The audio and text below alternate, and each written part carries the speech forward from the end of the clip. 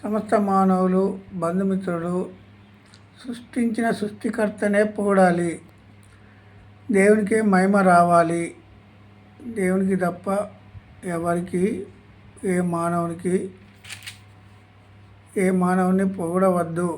దేవుణ్ణే పొగడాలి. సమస్త మానవులు దేవునికే తల వంచాలి.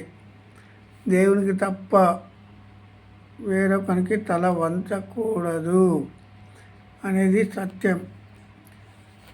7వ అధ్యాయము, కీర్తన భాగం 7వ అధ్యాయము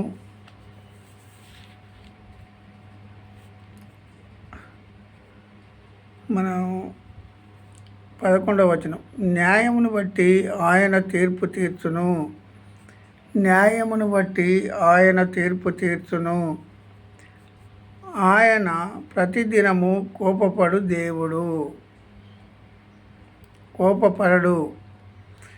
ఆయన ప్రతిదినము కోపపడడు దేవుడు. ఈ న్యాయమును బట్టి తీర్పు తీర్చును. మన న్యాయ క్రియలను బట్టే దేవుడు తీర్పు తీర్చే దేవుడు. 11వ వచనంలో ఏమనున్నది? న్యాయమును బట్టి. 10వ వచనంలో మనం మొన్న చదువుకున్నాము. దుష్టుల చెడుతనము మానుపము, నీతిగల వారిని స్థిరపరచుము, యథార్థ హృదయములను రక్షించు దేవుడే నా కేడమును మోయువాడై ఉన్నాడు. నా భారం అంతా మోయువాడు ఆయనే. దుష్టుల చెడుతనం మానుపాలనట. నీతిగల వారిని స్థిరపరచుము అంటాడు. యథార్థ హృదయములను రక్షించువాడు దేవుడే. న్యాయమును బట్టి ఆయన తీర్పు తీర్చును. మన న్యాయమును బట్టి మనం ఏ అయితే న్యాయములు చేస్తామో మన న్యాయములు బట్టే దేవుడు తీర్పు తీర్చే దేవుడు.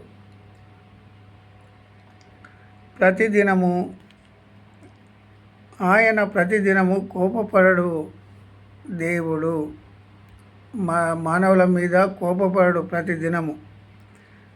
ఎందుకంటే కోపపడడు. ఒక్కడును మల్లని ఎడల ఆయన తన ఖడ్గమును పదును పెట్టును. ఒక్కడు మల్లకపోతే ఆయన తన ఖడ్గమును పదును పెట్టును. తన విల్లు పెట్టి దానిని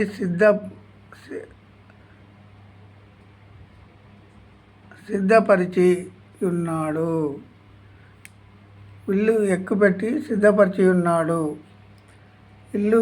విల్లు ఎక్కుపెడితే సిద్ధపరిచే దేవుడు విల్లును.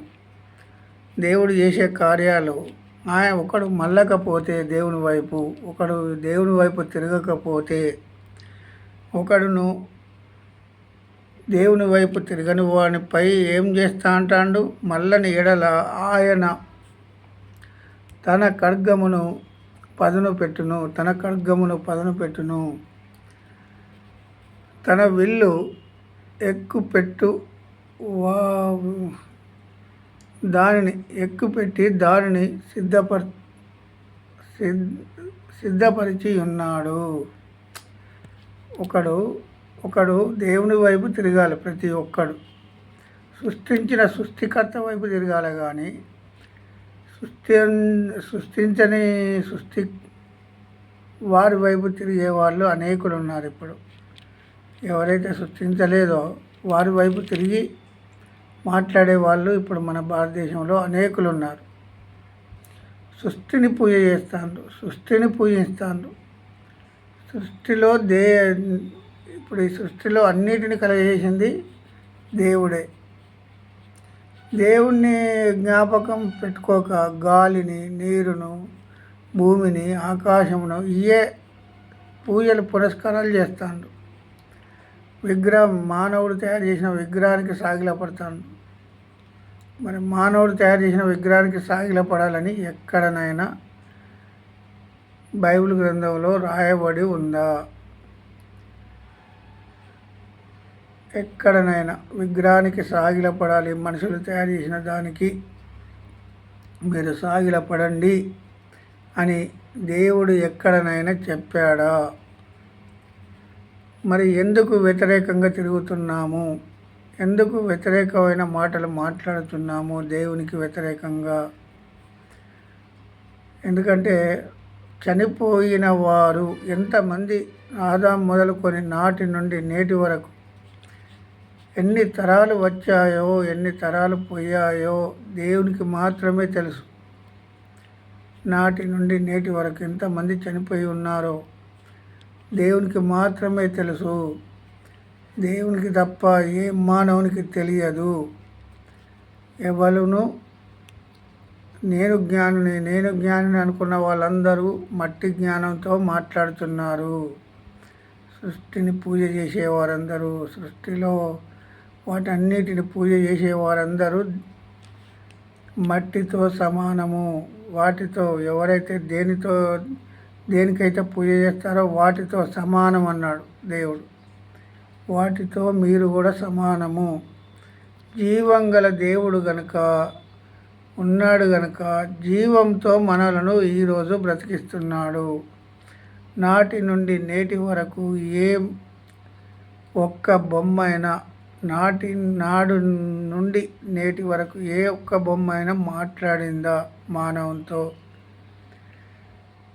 ఒకడు మల్లని ఎడల ఆయన తన ఖడ్గమును పదును పెట్టును, తన విల్లు ఎక్కుపెట్టి దానిని సిద్ధపరిచి ఉన్నాడు. మనమే ఎవరైతే దేవుని వైపు తిరగలేదో వారి వైపు విల్లు ఎక్కుపెట్టిండట దేవుడు. న్యాయమును బట్టి తీర్పు తీర్చే దేవుడు. న్యాయమును బట్టి ఆయన తీర్పు తీర్చును. ఆయన ప్రతిదినము కోపపడడు. దేవుడు ప్రతిదినము మన మీద కోపపడడు.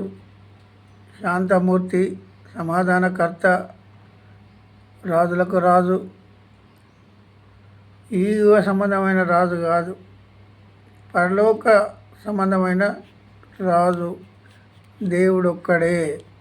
సృష్టించిన సృష్టికర్త దగ్గరికే పోవాలి సమస్త మానవులు, బంధుమిత్రులు, మనము.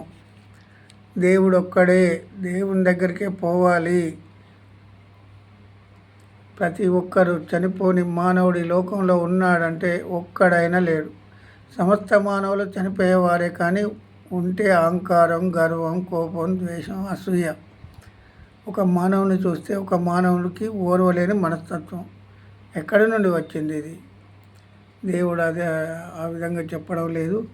దేవునికి మహిమ కలుగును గాక. ఆమేన్.